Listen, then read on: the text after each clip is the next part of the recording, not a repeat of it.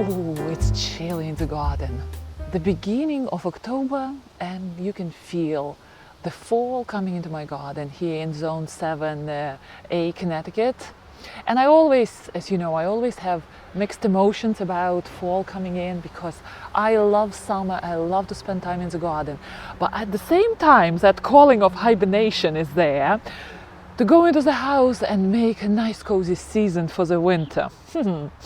So today, I'm going to show you how I am decorating my back porch because I like to spend some time in the evening on my back chair here, and it's getting a little bit cool in the evening. So recently I went to our wonderful store here, Home Goods, and I shopped for a pillow and a throw to make that reading time in the evening, the relaxation time, more cozy here outside.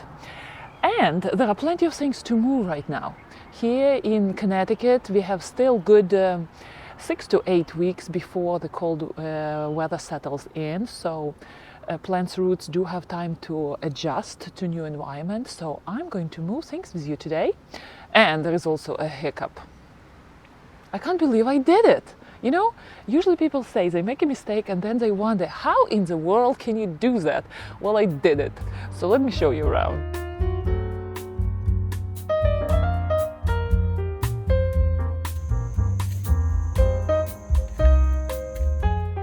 All the perennials are quieting down in my garden.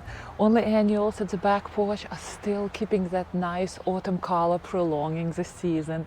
And look at my agastache. Just a week ago it was full of blooms, and now little spots of color here, there and there. But still I see pollinators coming for these rare little blooms on each stalk. They are landing here and still searching for nectar. Coreopteris is fully finished its blooms. Now it's setting seeds, so I like that this Coreopteris is so happy to seed around and create little plants. That's a good sign. And surprisingly, this side is happy with the green color here. This is Sedum Angelina. And I was testing this sedum here to see how it will look, and I think I will keep this sedum here. So what I did when I built this arch probably 2-3 weeks ago, I had a little like a support from the branch. I used this branch to put a pot here, and for squirrels not to kick it off, I nailed this pot to the branch. Another little sedum fell, ready to be propagated right here. So I just put it in temporarily to see how it will be here, and I like it. This nice pop of color. And I'm asking Angelina sedum to grow in partial shade. So this is morning right now, and you see the sun is nice here during the first part of the day, but then sedum is in somewhat shady conditions after 3 p.m. But look, it is growing well, and look at this. All the little branches are falling off and giving me the opportunity to create new plants. And this one, this sedum, I just planted here from this is the mother plant. And look, it's happily taking off here, and we're having good seeds and good nice fall. So there's plenty for sedum to get rooted well and go through the winter. And I'm going to keep this sedum here. So Angelina is hardy to zone 5, and I'm in zone 7A, so Angelina would be happy to overwinter in the pots. Usually sedums are so hardy all the way to zone 3, not Angelina, but still, this is here to stay, and maybe I will introduce some more pots with some different sedums here, which can tolerate somewhat the shady conditions. Well, we will see. This will be for next year. Meanwhile, a success story here. Since I built this arch, I had to really cut a lot of foliage from my honeysuckle majorilla. And look, it is a success. My honeysuckle is fighting for its life, starting to shoot out new shoots, which is great. I stayed on top of watering, and just imagine conquering this area of the arch, and on another side we have clematis growing, and right now clematis doesn't look like anything big, But in summer, all the flowers there, clematis would love this side. It's sunny, it's open, airy. And last year I had a great success on this spot with clematis because the roots are in the shade. The head is on the sun, that's what clematis loves. So it will be breathtaking. I so look forward to this area next summer. It would be quite different here. And meanwhile, ajuga is settling here between the stones. These stones I also installed just several weeks ago. A lot of things were done this year in the garden. Meanwhile, my porch. Let me show you around what's happening in at my porch. This is how my porch looks in the morning hours. So the sun is coming, and what I like about it is that sun is coming strongly on my back chair. So that morning sun I appreciate it a lot. And then it is shady during the afternoon. My feet stay in the sun and my head stays in the shade, which is extra convenient. Well, sedums. They were so bright and colorful just a week ago. Now they're going into seeds. Soon I will see yellow color from all these blooms. And they are growing in containers year round. The best plant for containers. Overwinters all right, hardy to zone 3. It is Sedum Autumn Joy. Okay, this Coreopsis is going to be replanted in the front. My husband gave it to me as a gift. It's finished its blooms. It does need to get out of that pot for a long time already. So I'm going to plant it in the front where I have a lot of sun and dry conditions, since Coreopsis love heat and dryness. Well, look at the purple color here. This is my Scampi Blue Scaevola, and I'm growing it. For the first time, I bought it as a very unassuming hill of leaves from the nursery, brought it in, and it is a powerhouse of blooms. Oh my gosh. I'm going to do a special video, actually I did it already, dedicated to this gorgeous plant, because not many gardeners grow them in the garden, since Scaevola, when it is ready to be purchased, it's not in blooms. So nobody looks attention at leaves, pay attention to leaves. Gardeners want to buy everything in flowers. But I went ahead, I tried this plant, very happy.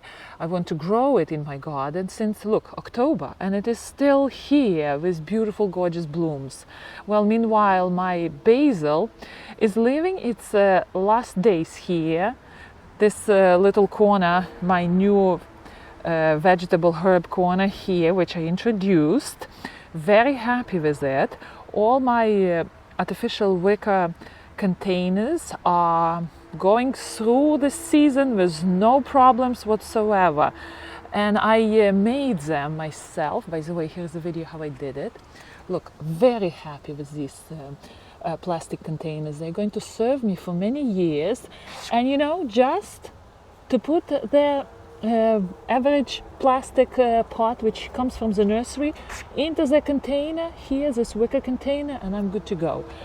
So poor Esther is still stuck in the pot. It's a gift. My relatives gave it to me when they came and visit. By the way, thank you so much. And this is Aster Henry. It's a good plant. It's a good fall color. Aster Henry is hardy to zone, I believe, 5, and I'm going to replant it in the front. It will still have plenty of time to get settled down into our soil. So that's good. Beautiful rosemary. Look at this beautiful thing. So rosemary, we are too cold for rosemary to overwinter outside. I'm going to take it inside into my sunny window right there in the house. So it probably will be happening maybe next week, because our temperatures are dropping down into 40s, and 40s can be a little bit too cold for rosemary. As well for my basil. Look at this basil. Maybe I'm going to harvest it last time this year, because if the temperature drops below 45, basil leaves will be damaged, and you can see they're already going that way. See the yellowing of leaves. And we had a very successful year with basil. We had probably 5 dinners from these 2 containers of basil. Very happy with basil. We'll grow them next year for sure. My Santalina lavender cotton, look at this. I love the foliage, but you know what? My Santalina never bloomed. And the reason is maybe I was keeping it too wet. Santalina loves neglect, and it has gorgeous yellow blooms. I bought it from the nursery in spring. It never bloomed for me. So Santalina really loves a lot of sun and heat. It is a Mediterranean subshrub, and in hot, dry conditions, it is a beautiful, big plant which thrives on neglect. Well, maybe I overloved it here, and I watered it too much. It didn't have a lot of sun here. My porch gets shady in the afternoon. So what I'm going to do, I'm going to plant Santalina also into the front where I have a lot of sun and dry soil. Hopefully Santalina will overwinter. I'm asking it to overwinter here outside.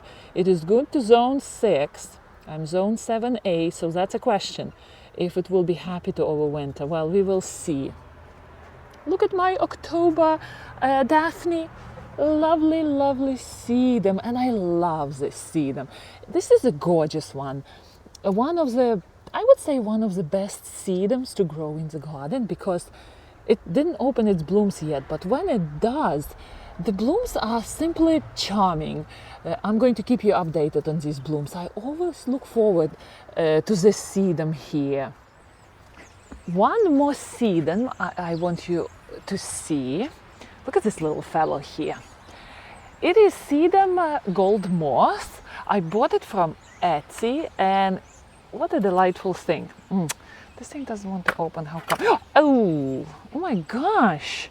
You know what? Sometimes I wonder, why do we do things we do? I know that it opens at the bottom. Oh well, whatever. This sedum looks so gentle, and I created tons of little babies here, so I'm going to plant them. It looks so gentle, and so you think that anything can touch it, but it's actually a very hardy sedum. It's hardy to zone 3.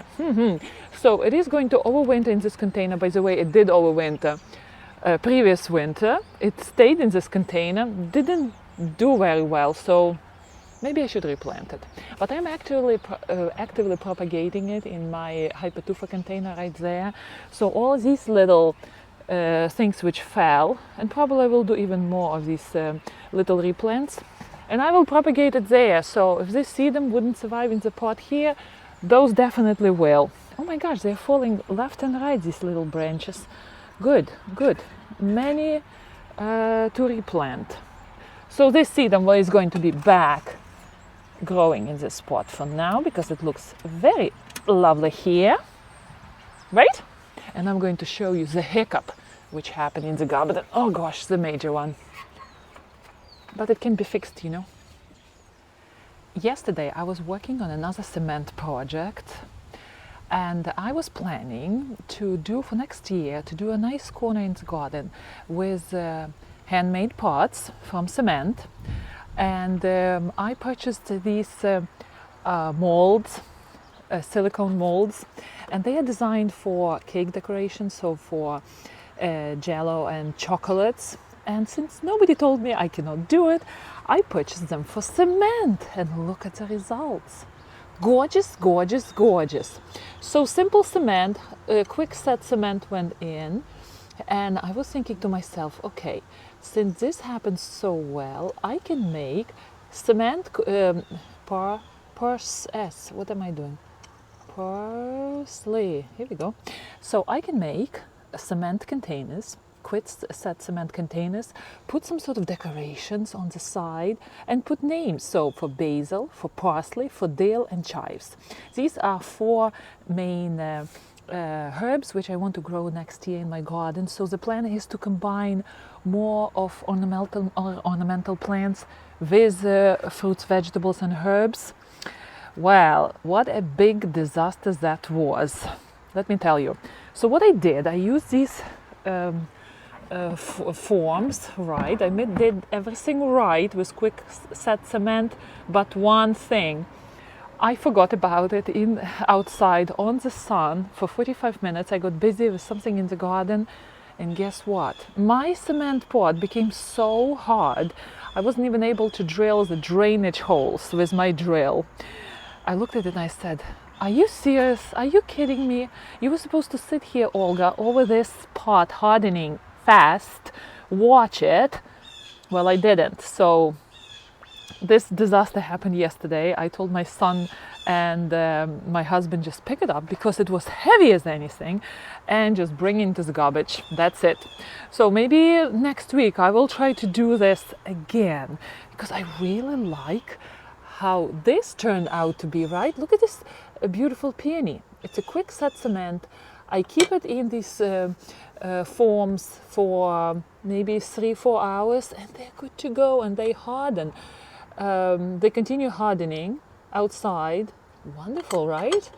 Oh, love it. This is my new thing here, to use cake decorations for cement decorations, but I will keep you posted. I will try to do this project. Well, I always tell my kids, you learn from your mistakes. You become stronger and wiser. So here I am learning from my mistakes in the garden. Meanwhile, my porch. My back porch got a little bit of an upgrade too. Look at these beautiful things I purchased from Home Goods. And the minute I saw this pillow, look at this, how beautiful it is. I do appreciate handmade things.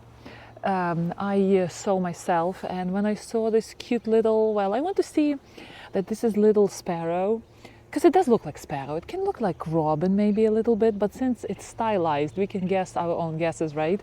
So I do appreciate handmade things. So the minute I saw it in the store, I said, you little birdie, you're going to live at my back porch. And what I like about this pillow is that it has a zipper, so I can wash it, I can take care of it and move it into the house and enjoy it for many years. So this little pillow is going to live for now at my chair right here somewhere. Very often this pillow is not enough for the head, so I'm going to put it like this and my head will have a place to rest. But for now, I'm going to put it like this, right? And Birdie will be here, adding to the nice beautiful feel of the fall here on the porch. And then, for me to stay warm, because the evenings are getting quite cool, I bought this little shawl, and it is 25% wool. And wool is so natural. It has that natural, soft warmth, cozy warmth, which is very appreciated in the middle of the fall during cold evenings. And this color is also nice and cozy, soft, just in time for the fall. And I will have this right here somewhere to enjoy the beautiful fall colors. And to support this nice autumn palette, during my last thrifting time, I bought a very cute plant support, and I have my hydrangeas from last year's white hydrangeas from the front of the house saved, and they are approximately in this beige color. So I'm going to put it right there where my night light is, and it will just complement all the brown gray palette here in this back porch.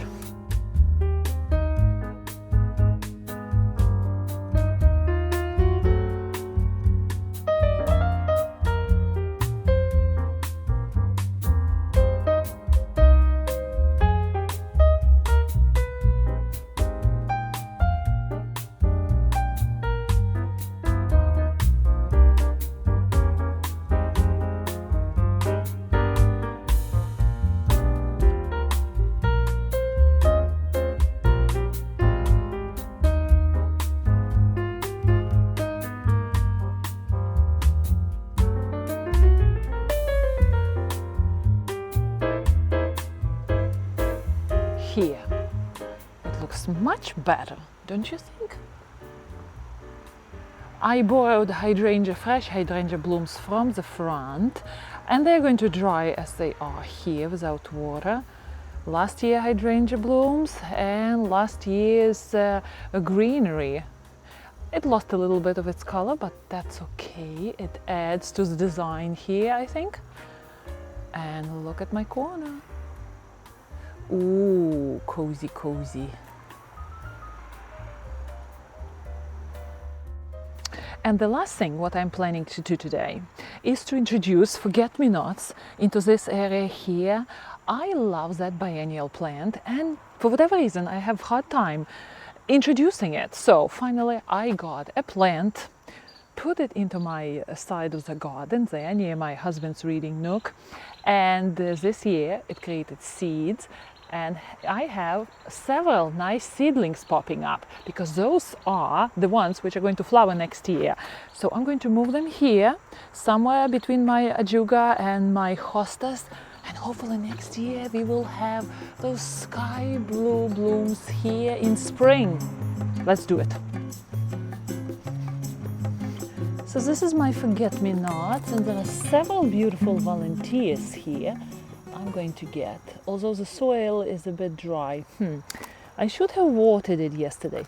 The good practice is to water the transplant the day before. You know what, I will water it. I'm not going to plant it today.